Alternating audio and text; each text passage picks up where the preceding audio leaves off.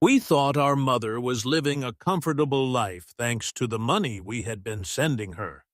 But when we returned to Mexico, we were welcomed by nothing but a shack and a woman nearly starving to death. There, we discovered a truth that almost destroyed our family. I will never forget the suffocating heat of that day. It was as if the sky itself wanted to remind me how long I had been gone. 3 years, 5 years, 10,000 video calls, thousands of dollars sent, and yet I believed that was enough to call myself a good son. My name is Raul. I am 35 years old. I am an engineer working in Houston, Texas. I am used to steel, to precise blueprints, to everything having logic and clear dimensions. But no blueprint in my life prepared me for what I was about to see. I was with my siblings, Lucia, the middle one, and Mateo, the youngest.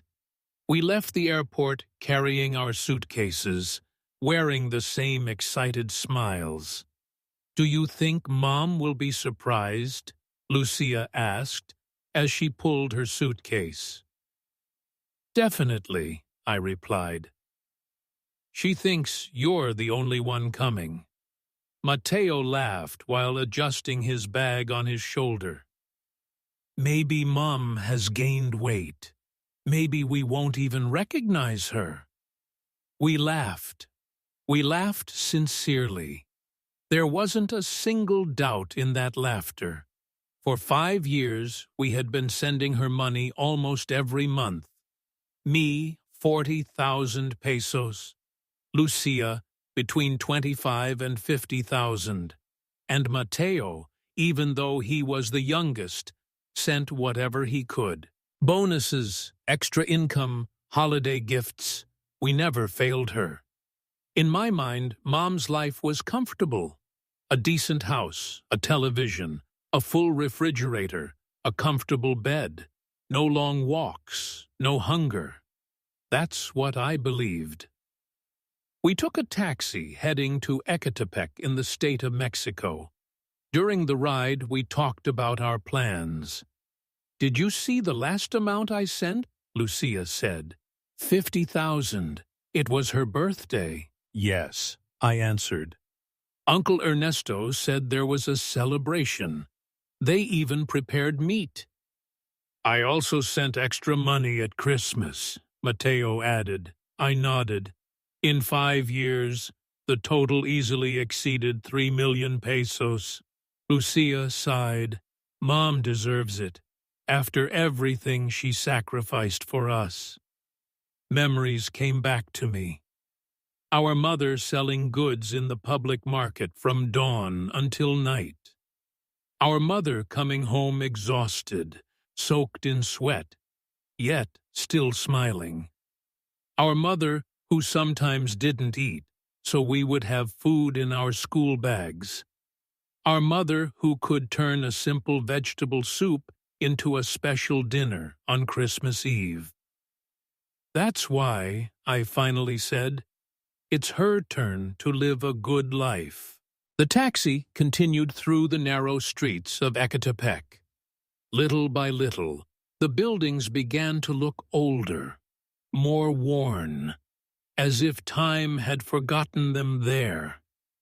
I looked out the window, and my heart began to beat faster. "Isn't the house supposed to be on the main street?" I asked the driver. "This is the address you gave me," he replied calmly. We exchanged glances. When the car stopped, I felt something cold run down my spine, despite the heat of the sun. There was no house.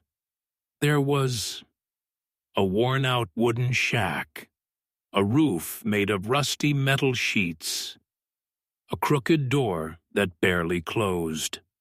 No sign of renovation or comfort. Lucia let out a nervous laugh. Maybe this is the neighbor's house.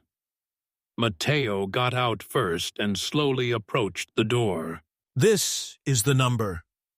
I didn't hear the rest. I had already stepped forward and knocked.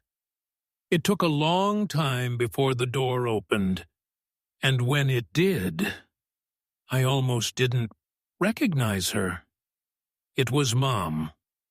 But she wasn't the Mom I had pictured in my mind.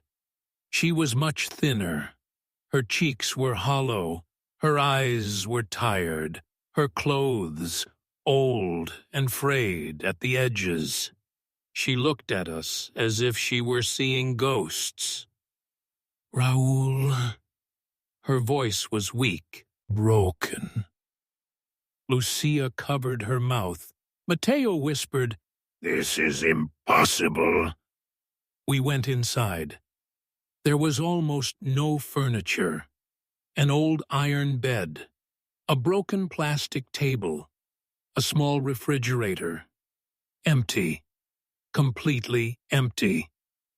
I opened it myself.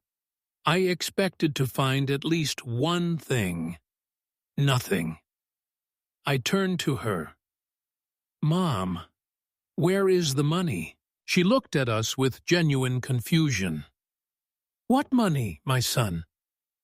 I felt the ground shift beneath my feet. "The money we send you every month for 5 years."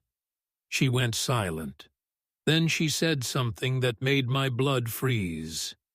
"I only receive a small part. Your Uncle Ernesto handles everything. He said you only send a little, and that he helps me with what he can." We looked at each other. Only one name echoed in our minds: Ernesto. He was the one who suggested receiving the transfers to make things easier. He was the one who reassured us that Mom was fine. He was the one who sent us pictures of the celebrations. He was the one who told us she didn't need anything. And in that moment, I remembered something. In every video call, Mom always sat in the same corner. The background was blurry. The calls were short, and Ernesto was always nearby. Matteo stormed out, boiling with anger. "I'm going to him right now." I grabbed him. "No, not like this." I was an engineer. I had learned that every problem, no matter how complex, has a solution. But this wasn't about numbers. It was betrayal, and betrayal by someone we trusted like a second father. That night, we stayed with Mom. We cooked for her. We bought basic necessities. I sat beside her as she ate slowly, as if her body had forgotten what it meant to feel full. She whispered to me, "I didn't want to worry you. Ernesto said you were working hard, and that I shouldn't bother you." I closed my eyes. How many times had we believed his voice instead of listening to our hearts? But the most dangerous part we had not yet discovered. The next morning, we went to the bank. We requested a detailed statement of all transfers over the past 5 years. When the papers were printed, I saw the final number: 3,200,000 pesos, all withdrawn in cash almost the same day they were deposited. The signature? Not my mother's. It was Ernesto's. But the real shock was in the last line: permanent notarized authorization. Ernesto was not just a middleman. Years ago, he had convinced Mom to sign papers he claimed were to ensure easy access to the money. She had been sick that day. She hadn't read the details. With that authorization, he had legally become the one in control of everything. Lucia broke down. Matteo was trembling with anger. As for me, I was thinking with a dangerous calm. This wasn't just theft. This was exploitation of an elderly, illiterate, vulnerable woman. And that could be legally challenged. I turned to my siblings. We won't scream. We won't act recklessly. We'll do what engineers do when a bridge collapses. We'll study the structure and rebuild it, stronger.